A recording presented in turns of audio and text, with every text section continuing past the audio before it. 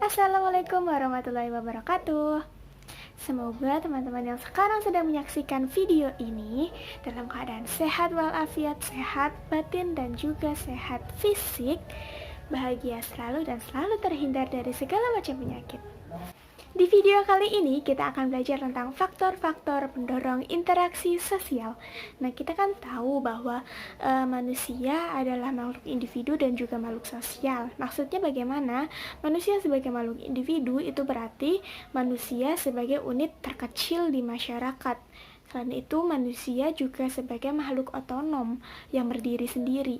Berbeda dari manusia sebagai makhluk individu, manusia sebagai makhluk sosial ini cenderung melakukan sosialisasi dengan orang lain.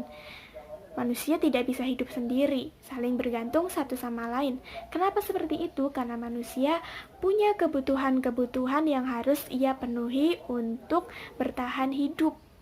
Kebutuhan itu apa sih? Nah, kebutuhan itu ada banyak.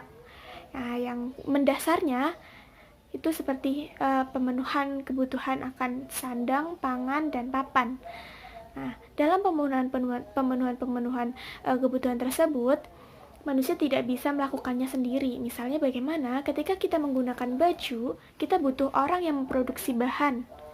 Kita perlu orang yang bisa menjahit yang sampai akhirnya bisa kita pakai seperti saat ini. Dan juga misal ketika kita butuh kuota ya untuk menonton video ini. Jadi kita perlu yang membuat kuota tuh, kita perlu dan juga lalu butuh sinyal tuh, kita butuh orang yang membuat tower agar sinyalnya bisa tersalur dari rumah satu ke rumah yang lain. Kita juga perlu counter bakul kuota lah ya. Nah, dari situ kita bisa dipahami kalau manusia itu tidak bisa hidup sendiri. Manusia itu saling bergantung satu sama lain. Seperti kalian sebagai siswa juga butuh guru untuk mendapatkan materi-materi pelajaran dan lain sebagainya. Nah, karena manusia perlu memenuhi kebutuhan tersebut, akhirnya manusia harus melakukan interaksi dengan orang lain. Nah, interaksi itu apa sih?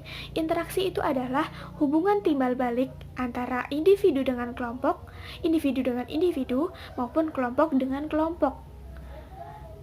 Nah, namun yang kita lihat, interaksi itu tidak sesederhana itu. Interaksi lebih kompleks daripada hanya percakapan dua orang yang sedang ngobrol atau orang yang sedang bertatap muka. Tidak sederhana itu, tapi lebih kompleks. Kenapa? Karena interaksi punya faktor-faktor psikologis yang mendorongnya. Faktor itu ada apa aja sih? Yang pertama ada imitasi, yang kedua ada identifikasi, yang ketiga ada simpati, yang keempat ada empati, lalu yang kelima ada sugesti, dan yang keenam ada motivasi. Kita akan bahas ini satu-satu. Yang pertama ada imitasi. Imitasi adalah tindakan meniru orang lain. Nah, ini biasanya yang ditiru adalah gaya bicara, gaya berpakaian, cara berperilaku, dan lain sebagainya. Nah, ini biasanya terjadi karena adanya rasa kagum, rasa menerima, dan adanya minat terhadap objek atau subjek yang ingin ditiru. Nah, ini misalnya ada orang yang ngefans sama Billie Eilish, lalu pakaiannya ditiru, cara berpakaiannya ditiru karena kan kagum suka sama Billie Eilish, akhirnya ditiru, pakai baju yang oversize, pakai celana oversize, lalu pakai sepatu khas gayanya Billie Eilish, atau mengecat rambutnya, dan lain sebagainya. Nah, imitasi ini sangat berpengaruh terhadap interaksi sosial yang ada, karena berpengaruh terhadap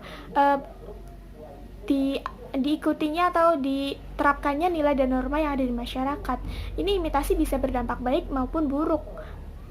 Berdampak baik apabila ada orang yang meniru perilaku baik orang lain. Misalnya ada anak yang melihat ada orang berjalan lalu memungut sampah dan dibuang di tempat sampah, lalu meniru hal yang baik tersebut. Nah, ini imitasi juga bisa berdampak buruk ketika ada orang yang meniru perilaku tidak baik yang melanggar nilai dan norma yang ada di masyarakat lalu diterapkan di hidupnya. Misalnya bagaimana? Misal ada remaja yang mengikuti atau meniru pergaulan orang-orang menyimpang seperti minum-minuman alkohol, menggunakan narkoba, suka meresahkan masyarakat dan lain sebagainya. Nah, ini tentu akan menyimpang dari nilai dan norma yang berlaku di masyarakat.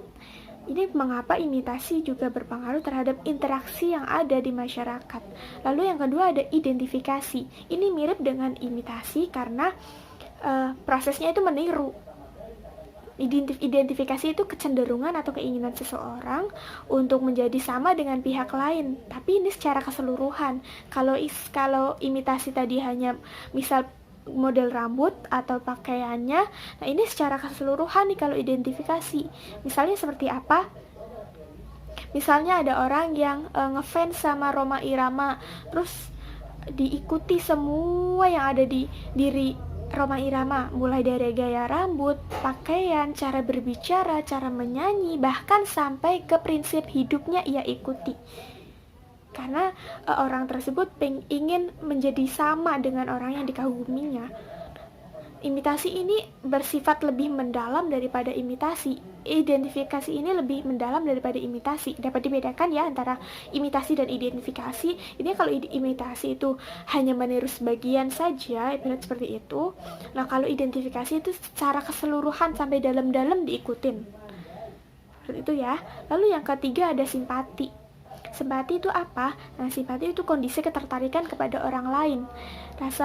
Ketika orang bersimpati, maka orang tersebut akan merasakan hal yang sama atau seolah-olah berada di posisi yang sama dengan orang lain. Misalnya seperti apa ketika ada orang yang putus cinta, ketika teman kita merasakan putus cinta, habis diputusin gitu ya, atau habis diselingkuhin, kita ikut merasa sedih, kita ikut merasa geram gitu kan, ikut jengkel, itu namanya simpati.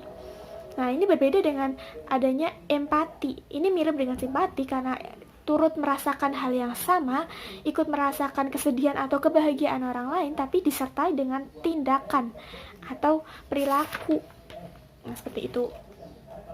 Empati ini merupakan simpati mendalam yang mempengaruhi kondisi fisik dan jiwa seseorang. Nah, ini misal ada ibu yang sedang merasa ada anak mengalami penyakit yang cukup kronis mengancam hidupnya. Nah, ini lalu ibunya akan merasakan kesedihan yang sama sampai ibunya ini ikut sakit karena kepikiran, karena ikut merasakan kesedihan yang dialami anaknya, seperti itu. Atau contoh lain, ketika ada desa A mengalami bencana alam, mengalami kerusakan alam seperti longsor atau kena banjir, nah itu nanti kita akan merasakan perasaan yang sama, merasakan kesedihan yang sama, merasakan kehilangan yang sama, tapi disertai tindakan. Tindakannya apa? Misal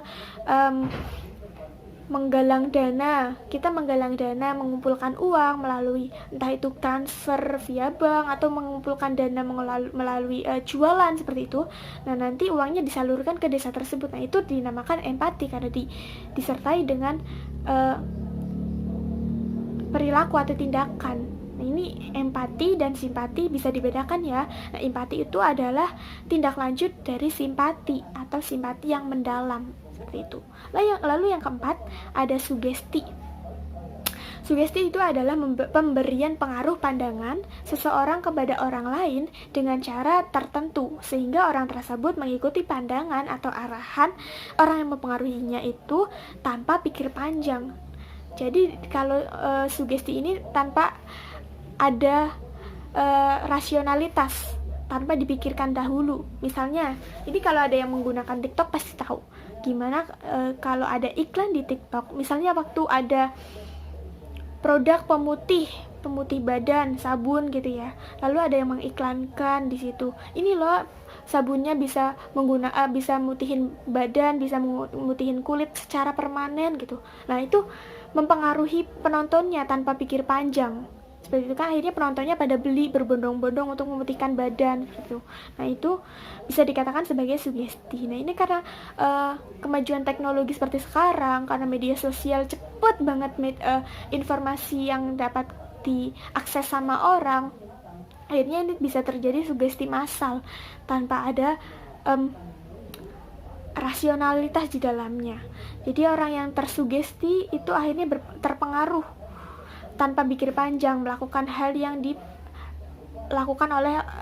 yang diarahkan oleh orang yang menyebarkan sugesti tadi. Ini biasanya pelaku yang melakukan sugesti itu biasanya orang-orang yang berwibawa, orang-orang yang mudah didengarkan oleh orang lain, seperti itu. Lalu yang terakhir ada motivasi. Ini berbeda dengan sugesti. Kalau motivasi ini ada rasionalitas di dalamnya. Jadi motivasi adalah dorongan, rangsangan, atau stimulus yang tumbuh secara sadar ataupun tidak sadar guna melakukan suatu tindakan berdasarkan rasionalitas dengan tujuan tertentu. Jadi kalau motivasi itu ada rasionalitas di dalamnya, tanpa dipikir dulu, dicerna dulu sebelum melakukan sesuatu. Nah, kalau sudah menerima rangsangan, dorongan, akhirnya ya bisa melakukan tindakan tertentu dengan pikiran. Jadi sudah ada rasionalitas seperti itu. Contohnya bagaimana?